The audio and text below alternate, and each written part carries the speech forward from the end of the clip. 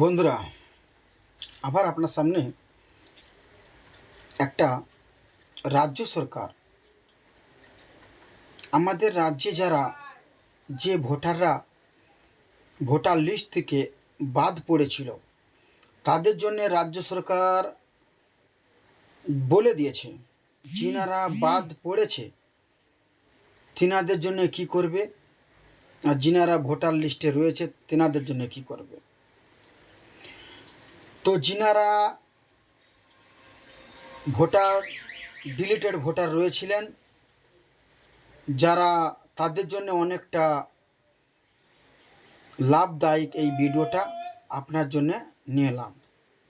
আপনারা স্কিপ করে চলে যাবেন না, এই ভিডিওটা একটু জানুন আপনাদের জন্য কি রাজ্য সরকারের স্কিম রয়েছে যারা ডিলিটেড ভোটার রয়েছিল আমাদের এই ভোটার তালিকা থেকে। আমাদের রাজ্যের ভোটার তালিকা থেকে যিনারা ডিলিটেড ভোটার রয়েছিলেন, যিনারা ভোট দিতে পারছিলেন না, তাদের জন্য সরকারের কি স্কিম রয়েছে সেই বিষয় নিয়ে এই ভিডিওটা আজ আপনাদের কাছে নিয়ে এলাম। তো সর্বপ্রথম আমি আপনাদেরকে বলতে চাই, অনেকে অনেক কিছু বলেছিল যে যারা ডিলিট হয়ে যাবে তার ভোটার লিস্ট থেকে তাদেরকে কোনো কিছু দেবে না, সরকারি রাজ্য সরকারের কোনো সামাজিক প্রকল্প থেকে স্কিম থেকে বাদ দেওয়া হবে সেই ব্যক্তিকে যারা ডিলিটেড ভোটার। এটা কিন্তু ঠিক, যারা ডিলিটেড ভোটার তিনাদেরকে সরকারি স্কিম থেকে বাদ দেওয়া হবে। তো রাজ্য সরকার স্পষ্টভাবে জানিয়ে দিয়েছে যিনারা ভোটার তালিকায় ডিলিটেড হয়েছিল 28 লক্ষ মানুষ, যেটা 27-28 লক্ষ মানুষ যিনারা ডিলিটেড ভোটার, যারা ভোট দিতে পারছিল না গত যে বিধানসভা ভোটটা গিয়েছিল। তো সেই ক্ষেত্রে সেই 28 লক্ষ মানুষের ভিতরে কারা পাবে কারা পাবে না সেই বিষয় নিয়ে আজ এই ভিডিওটা। আমাদের রাজ্য সরকার যেটা বলে দিয়েছে 28 লক্ষ ভোটার যারা ডিলিটেড হয়েছিল,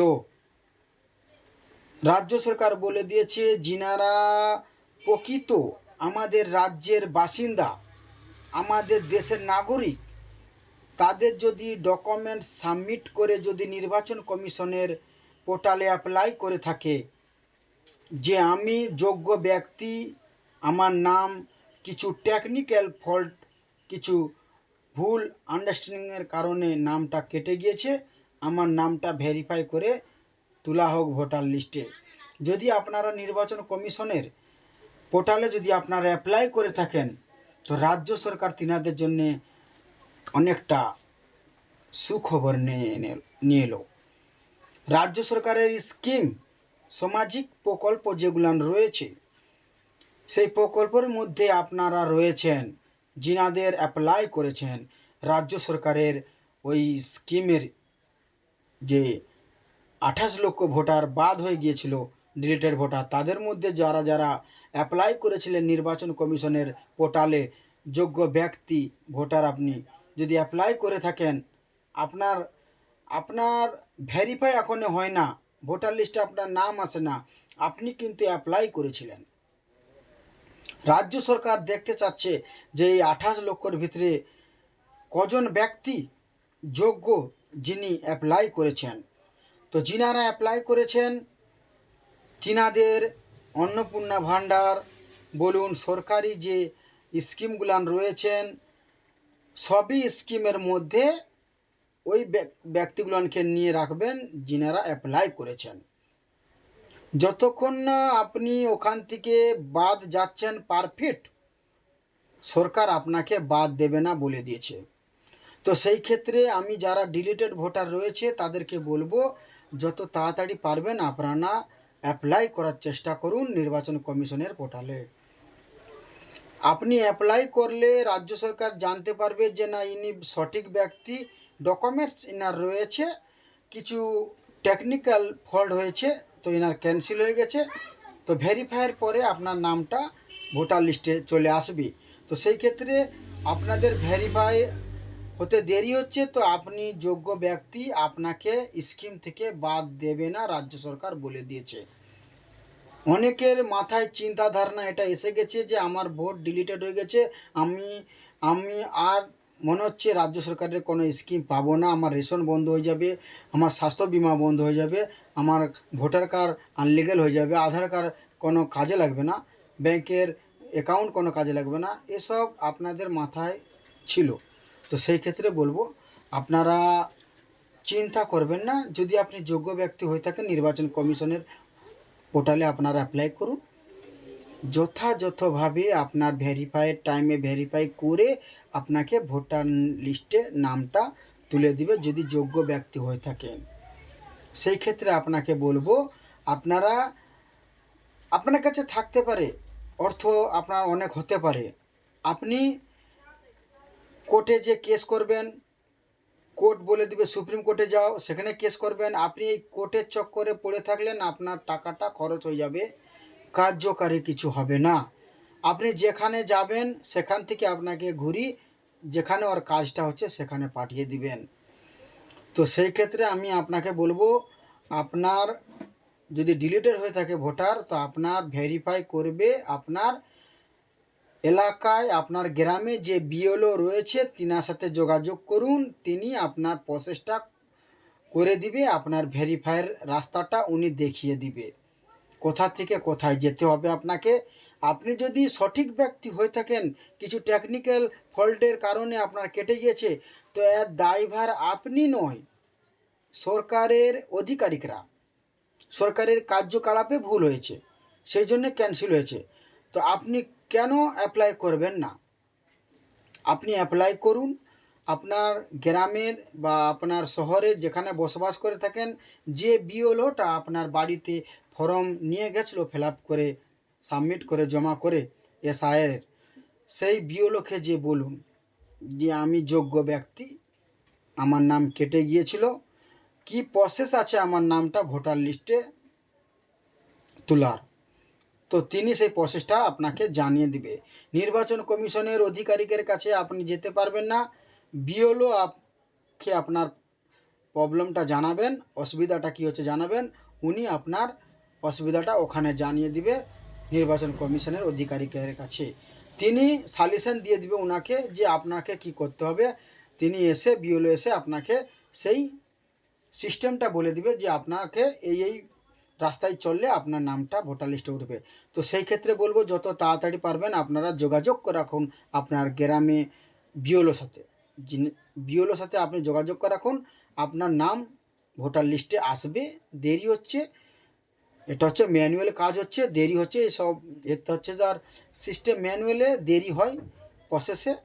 তো সেক্ষেত্রে বলবো রাজ্য সরকারের যে স্কিমগুলান আপনাদের জন্য বন্ধ হচ্ছে না, যিনারা অ্যাপ্লাই করবেন তিনাদেরকে রাজ্য সরকার তার স্কিমের মধ্যে রেখেছে, প্রতিটা স্কিম পাবেন যিনারা অ্যাপ্লাই করেছেন। তো তিনাদের মাথা থেকে এই চিন্তাটা দূর করুন যে আপনি কিছু পাবেন না, আপনাকে পুলিশ ধরে নিয়ে চলে যাবে, সেরকম কিছু না। যিনারা অ্যাপ্লাই করবেন তিনাদেরকে অনেক সুযোগ দিবে রাজ্য সরকার, কেননা যোগ্য ব্যক্তিকে ভোটার লিস্ট থেকে বাদ দিতে পারবে না রাজ্য সরকার, সেটা কোর্ট বলে দিয়েছে, সুপ্রিম কোর্ট নিজেই বলে দিয়েছে। যোগ্য ব্যক্তি হয়ে থাকলে আমাদের ভারতের যোগ্য নাগরিক তার লিস্টে নাম তুলতেই হবে রাজ্য সরকারকে। সে রাজ্য সরকার কোনো জাত পাত দেখবে না, শুভেন্দু বলে দিয়েছে যে কোনো এখানে জাতপাত দেখা যাবে না, কে কি রাজনীতি দল করে দেখা যাবে না, যোগ্য ব্যক্তি হয়ে থাকলে তার ডকুমেন্টস যদি যোগ্য হয়ে থাকে সে তার প্রসেস সে পাবে। তো আপনাকে কেউ হিংসাকৃতভাবে কেটে দেবে না। তো সেই ক্ষেত্রে বলবো আপনারা ওই ধারণাটা ছাড়ুন যে এখানে জাতপাত তুলতিছে, তো আপনারা জাতপাত ছেড়ে দিন, আপনার ডকুমেন্টস যদি সঠিক থাকে সরকার সে কাজটা করবে। তো আপনাকে অ্যাপ্লাই না করলে সরকার সে কাজে আপনাকে যোগ করতে পারবে না। তো যত তাড়াতাড়ি পারেন আপনারা ডিলিটেড ভোটার রয়েছেন আপনারা বিএলওর সাথে যোগাযোগ করুন যদি আপনার নামটা নথিভুক্ত করতে চান ভোটার লিস্টে, কেননা আপনার অধিকার আছে নির্বাচনে ভোটটা অংশগ্রহণ করার। টেকনিক্যাল ফল্টের কারণে আপনার নামটা কেটে গিয়েছে, সেটা আপনার ফল্ট না, হতে পারে ভুল সবাইকার করে, কেননা রাজ্য সরকারের কর্মীরা এসে ভোটার কার্ড তৈরি করে, সেই ভোটার কার্ডে দেখবেন ভুল হয়ে যায়। তো ম্যানুয়ালে যারা করে থাকে ভুল হয়, সঠিক হয় 120% ভুল হয়, 30% ভুল হয়। সংশোধনের বি রাস্তা রেখেছে সরকার, আপনারা সংশোধন বি করে নিতে পারবেন। তো যিনাদের নাম বাদ রয়েছে তিনাদেরকে বলবো পারফেক্ট ডকুমেন্টস আপনারা কি কি রাখবেন। সর্বপ্রথম আপনার যে আপনি যদি অঞ্চলে থাকেন তো আপনার অঞ্চলে যান, যে আপনার পারিবারিক যে সার্টিফিকেটটা হয়ে থাকে সেই সার্টিফিকেটটা বার করুন। আপনার কজন ভাই কজন বোন, আপনার যে পারিবারিক সার্টিফিকেট সেটা বার করুন। নিজে স্থায়ী বাসিন্দা তার একটা সার্টিফিকেট বার করুন। আপনি যে স্কুলে পড়েছিলেন, নির্বাচন কমিশন বলেছিল যে মাধ্যমিক সার্টিফিকেটটা প্রয়োজন। যেহেতু আগে মানুষ অনেকটা মধ্যবিত্ত মানুষ, গরিবই ছিল, সবাইকার পক্ষে সম্ভব হয়নি মাধ্যমিক পাস করা। তো যিনারা প্রাইমারি স্কুলে পড়েছিলেন সেখান থেকে আপনি যতদূর পড়েছিলেন, ক্লাস 4, 5 যতদূর পড়েছিলেন সেই সার্টিফিকেটটা আপনি ওখান থেকে বার করুন স্কুল থেকে, কেননা প্রয়োজন হতে পারে ওখানে এই নথিগুলো। আর আপনার ডকুমেন্টস যেগুলো সঠিক, সেই সঠিক ডকুমেন্টসগুলো আপনারা রেডি রাখবেন। প্রতিটা অরিজিনাল ডকুমেন্টসের জেরক্স করে কপি করে রাখবেন আলাদা আলাদা ফাইল করে, আর অরিজিনাল সবই ডকুমেন্টস নিয়ে যাবেন আলাদা একটা ফাইলে করে। অরিজিনাল চাইলে অরিজিনাল দেখাতে পারবেন, জেরক্স চাইলে জেরক্সটা দিয়ে দিতে পারবেন। কেননা যখন আপনার ভেরিফাই চলবে, ইনকোয়ারি চলবে, যখন আপনাকে ডেকে ভেরিফাই করবে, ওই টাইমটা আপনাকে প্রতিটা নথির জেরক্স দরকার আর প্রতিটা নথি অরিজিনাল দরকার। তো আপনার জন্য সুবিধা হবে যে আপনি আগে থেকে সব কাগজটা রেডি রাখবেন। তো আপনি যদি সঠিক ব্যক্তি হয়ে থাকেন তাহলে বলবো আপনার বাপ দাদুর যে জমির রেকর্ড রয়েছে সেই রেকর্ড এবং দলিল অনিবার্য প্রয়োজন। তো আপনি ওই কাগজগুলো সাবমিট করে রাখুন আগে থেকে, দলিল, রেকর্ড, সার্চিং, যেটা হচ্ছে আপনার বাপ দাদার রয়েছে। আর আপনার বাপ দাদারা যে ভোটটা দিয়ে গিয়েছে, বিগত ভোট তো আজ থেকে হয় না, ভোট অনেক পুরনো দিয়ে হচ্ছে। যখন দেশ স্বাধীন পর থেকে যখন থেকে ভোট চালু হয়েছে, তো আপনাকে বলেছে 1987 সালের পর থেকে যিনাদের এখানে আছে যে কোনো একটা ডকুমেন্টস দেখাতে হবে। তো আপনার 1987 সালের পর থেকে ভোটার লিস্টে আপনার বাবার নাম রয়েছে, যদি আপনার দাদু বেঁচে থাকতো আপনার দাদুর নাম রয়েছে। তো সেই ক্ষেত্রে বলবো যদি আপনার দাদু বা আপনার বাবা বা আপনার মা ভোট দিয়ে থাকে, সেই ভোটার লিস্টটা আপনি অনলাইনে যাবেন সাইবার ক্যাফে, সেখান থেকে বার করুন, দেখুন আপনার বাবার ভোটার লিস্টে নাম আছে কি না।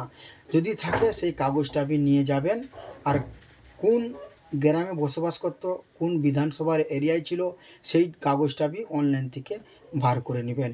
এই কাগজগুলো এই নথিগুলো আপনি রেডি করে নিয়ে যাবেন নির্বাচন কমিশনের ভেরিফাইয়ের সময়। আর আপনার 2002-এ যদি নাম থেকে থাকে, ধরুন আপনার নাম ভুল ছিল, এখন আপনার নাম সঠিক করে ফর্মটা ফিল আপ করেছেন, নির্বাচন কমিশন বারবার বলে দিয়েছিল যদি আপনার সঠিক নাম থাকে, যদি 2002 আপনার লিস্টে যদি ভুল নাম থেকে থাকে তাহলে আপনি ভুল নামটাই ওখানে লিখবেন। তো সঠিকটা আপনি কিছু কারণে ভেবেছিলেন যে এখন আমার সঠিক নাম, তো সঠিক লিখেছেন, সেই কারণে মিসআন্ডারস্ট্যান্ডিংয়ের কারণে বি আপনার ক্যান্সেল হয়ে যেতে পারে ভোটার লিস্ট থেকে নাম। তো সেই ক্ষেত্রে বলবো আপনার 2002-এ যে লিস্টের নাম রয়েছে সেই লিস্টটা আপনি বার করুন 2002-এর। আর আপনার বাবার থাকলে 2002-এর সেটা বি লে যান, আপনার মায়ের থাকে যদি সেটা বি লে যান। আপনি একমাত্র ভোটার লিস্টে নাম তুলতে পারেন আপনার যদি থাকে 2002-এর নাম, আর আপনার বাবার যদি থাকে, আপনার মায়ের যদি থাকে, আপনি পার হতে পারেন, ভোটার লিস্টের নাম তুলতে পারেন। আর আপনার বাবা মায়ের না যদি থাকে, যদি আপনার বাবা মায়ের থাকে, তিনাদের থেকে আপনি যোগ্য ব্যক্তি হতে পারেন ভোটার লিস্টে নাম তোলার। তো সেই ক্ষেত্রে বলবো যত তাড়াতাড়ি পারবেন আপনারা এই কাগজগুলো সাবমিট করুন, অনলাইনে যে বার করুন। তো বিগত দিনে এত ডকুমেন্টস চাইছিল না, যাদের ভেরিফাই হয়ে গেছে, জাস্ট 2002-এ যাদের নাম এসেছিলো তাদের ভেরিফাই হয়ে গেছে, কিছু ভুল কারণে মিস্টেক হয়েছে। তো আপনাদের যাদের রিলেটেড ভোটার তাদেরকে এই নথিগুলো সাবমিট করে নিয়ে যেতে হবে। যাদের 2002-এ ভোট দেয়নি, 2002-এর লিস্টে নাম আসেনি, তাহলে 2002-এ এসেনি, তো আপনার 2000 সালে ভোট হয়েছে, তার আগে ভোট হয়েছে, 2021 সালে ধরো ভোট হয়েছে, বা 1999 ভোট হয়েছে, তো 2002-এর আগে যদি ভোট হয়ে থাকে আপনার বাবা মা বা আপনার, সেই লিস্টটা আপনি বার করে নিয়ে যাবেন। গুরুত্বপূর্ণ নথি যেটা হচ্ছে 1987 সালের পর থেকে যদি আপনার কোনো এলআইসি কাগজ থাকে আপনার নামে, সে কাগজটা আপনি নিয়ে যাবেন। আর যদি তোমার কোনো ব্যাংকে বই করে থাকেন, যদি পোস্ট অফিসে, সেই কাগজটা আপনি নিয়ে যাবেন। এটা হচ্ছে অনেকটা গুরুত্বপূর্ণ। আর যদি কোনো ব্যাংকে অ্যাকাউন্ট থাকে, এটা নিয়ে যাবেন। পাসপোর্ট, যদি পাসপোর্ট হয়ে থাকে সবচেয়ে বেটার, এটা হচ্ছে অনেকটা গুরুত্বপূর্ণ পাসপোর্ট। তো এই ডকুমেন্টসগুলো যেটা বললাম আপনি নিয়ে যাবেন। যে ভুল ছিল আপনি ভুলটাই নিয়ে যাবেন, যেটা হচ্ছে যে 2000 আগে ছিল, 2002-এর আগে। আর আপনি পরিবর্তন করতে পারেন নাম, তো সেটা আপনি নিয়ে যাবেন, যে আমার এই নামটা আগে ছিল, বিগত দিনে ভুল সংশোধন করে করে আমার এখন বর্তমানে এই নাম। তো যোগ্য ডকুমেন্টস আপনারা নিয়ে যাবেন আর ভোটার তালিকায় নামটা তুলে নেবেন। তো যদি ডিলিটেড ভোটার হয়ে থাকেন, তো আপনার পরিচিতর মধ্যে যদি এরকম কোনো ব্যক্তির ভোটার লিস্টে নাম না থাকে, এই ভিডিওটা বেশি বেশি করে তিনাদের কাছে শেয়ার করে জানিয়ে দেওয়ার সুযোগ করে দিন, তিনাদেরকে কি ডকুমেন্টস নিয়ে আপনার ভেরিফাই যেতে হবে। তো ভিডিওটা যদি ভালো লেগে থাকলে একটা লাইক করে দিবেন, চ্যানেলটাকে সাবস্ক্রাইব করে রাখবেন। পরবর্তী ভিডিও সরকারি কোনো প্রকল্প যদি থাকে, কোনো স্কিম যদি থাকে আপনাদের জন্য, এই চ্যানেলের মাধ্যমে আপনারা দেখতে পারবেন। সেই জন্য বলবো ভিডিওটা যদি ভালো লেগে থাকে চ্যানেলটাকে সাবস্ক্রাইব করে রাখবেন। পরবর্তী ভিডিওতে দেখা হচ্ছে আপনার সাথে কোনো একটা সরকারি তথ্য নিয়ে।